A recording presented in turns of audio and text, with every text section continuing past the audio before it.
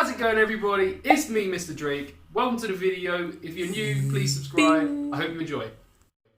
You know, one of my favourite things to do as part of my self-development is to have a look back and see how my habits have changed and developed over the years. There's nothing that makes humans feel better than seeing how far they've progressed. And also, there's a bunch of lessons to be learned that I can use in decisions going forward. So it was this self-evaluation that led me to making today's video. As of right now, I am 28 years old, and I would say that I've had 5 clear, distinctive financial personalities that, whilst they're all different from each other, they have had some similarities and traits that have carried over.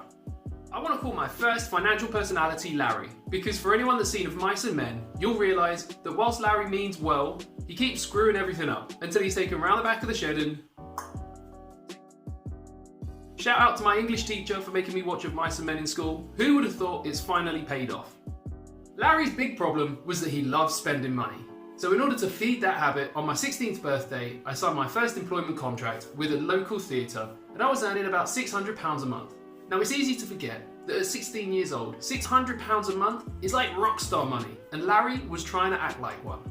If I wasn't working or studying, Larry was lining up what to buy next, and it was around this time of frivolous spending in sketchy suburban shops that were themed on the riskier streets of Brooklyn that my friendship circle started to change, and drinking and going out became more of a part of my social life. Larry's 2 main weaknesses were enormously oversized ghetto clothing and nights out. So by the end of the month, he'd spent everything I'd earned, so the last weekend a month was generally quite a lull. Thankfully, Larry never discovered credit cards and overdrafts, because if he had, his irresponsible spending could have got us in a lot of trouble. I have to imagine if Larry had been left in charge, I'd still be trying to dress like my favourite rappers and drink unnecessarily expensive alcohol.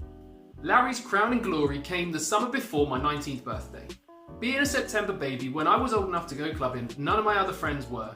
So from my last friend's 18th birthday to my 19th birthday, Larry managed to spend £1,500 on clubbing and nights out alone.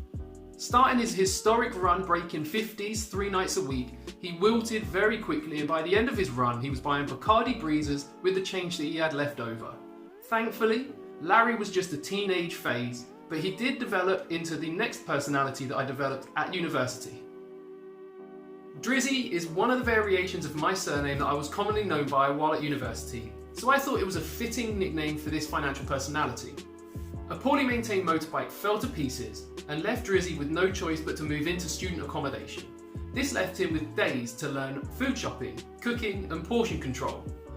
But that seemed like quite a task to take on, so instead he learned the local takeaway numbers.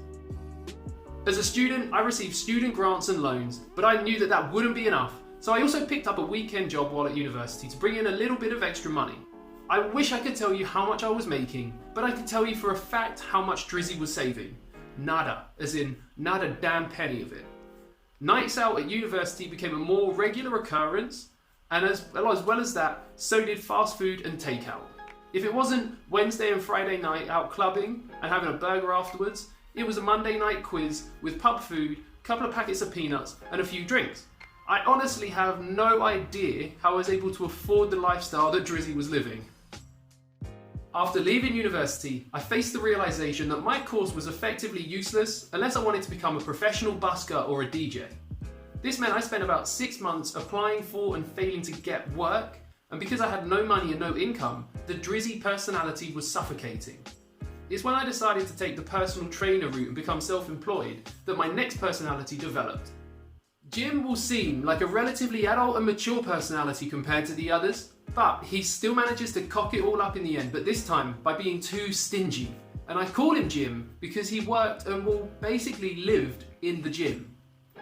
Jim used to keep his personal training cash in a cardboard tube of love hearts until he was able to go to the bank. And if that cardboard tube of love hearts got too full, he'd start to store his money in boxes of boxes. Jim never spent money on anything, with one exception: food. Jim loved food. But he wasn't willing to make his own food at home and bring it with him, and he wasn't able to cook food at the gym, so he was left with no choice but to buy food from the gym's cafe. Jim would spend about £10 a day, 6 days a week on food. However, even in considering this, he had a really good thing going, and he was able to save about £3,000 in about 6 months. But he made one short-sighted, silly decision. In an attempt to try and save money, Jim decided to leave the gym that he'd been so successful at to go private, and it is a decision that did not pay off. His stinginess was still in full effect for everything except food, and his expensive appetite started to eat into his savings. After 2 years, his savings had been reduced to nothing, and he decided he wanted to try a fresh start once again in his coaching. Jim decided to leave the hustle and bustle of London, and he moved out to the sticks to start again. But he decided to start again in an area with a significantly smaller population. When I moved out of London, I decided to start taking more risk with my money in the hopes of becoming rich quick. So we'll nickname this personality Rich Quick Rick. With the addition of rent on top of his other outgoings, Rick needed to increase his income, but his laissez-faire attitude towards work did not help his progress. Because rent took number one priority, food fell to second place, which meant Rick would spend a lot less money on food. This was by eating out less, preparing lunches at home, and budgeting his weekly shop.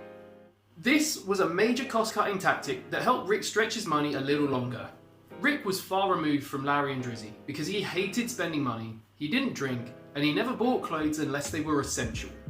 Rick hated spending money so much because he had so little to spend, and Rick was so unhappy about how small his income was that he started to look outside of the box for other money-making ideas.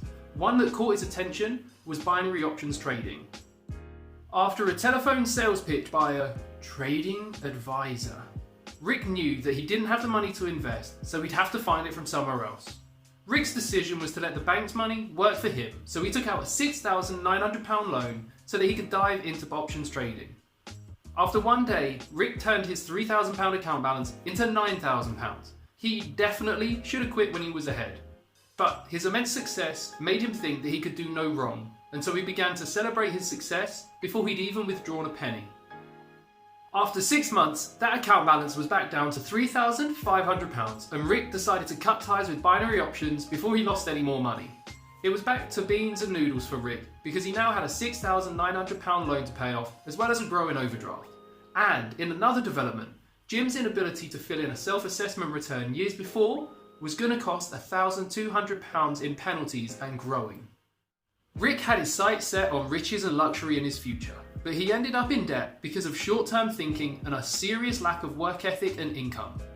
Rick ended up cleaning toilets to make a little extra money until December 2016, when he decided to leave self-employment. That is when my current financial personality stepped up. I haven't given this character a name yet because, well, it's me. My financial personality now is a lot more sensible than the ones before, and my priorities have changed a lot. Larry and Drizzy prioritised spending excessively on their image and experiences. Jim was frugal, but prioritised eating well and having great health at any cost. And Rick's priority was to make as much money as possible by doing as little work as possible. Now, I prioritise my future. After starting my job, I resolved to keep between 30 and 60% of my income each month. I've been able to maintain this for 2.5 years now, and it's been instrumental in helping me clear my debts and build up my savings and investments as fast as I have. The thing I love to do now isn't spending, but it's calculating my net worth on the first of each month and seeing how much it's grown by. You could say I've become a hoarder of money. By looking back at my spending habits, I can also find pattern breaks that will help me in the future. A pattern break is something that you or somebody else can do that instantly disrupts your regular pattern. For example, if you're getting into the habit of going shopping every lunch at work, then a pattern break for you could be something as simple as working from home for a few days. Finding pattern breaks is a seriously underrated life hack that everybody should be looking into. So what is it that influences and motivates us to change our spending habits? A change of circumstances. New environments at home and or work will have a huge influencing role in your spending habits. Our social circle. Different friendship circles will have an influence on your approaches to spending, working and saving. I make sure now that my circle is aligned with and supports my future goals. Short-term and long-term thinking. Put simply, long-term thinking is planning for your future, and short-term thinking is focusing on things that you want in the next 1 to 6 months.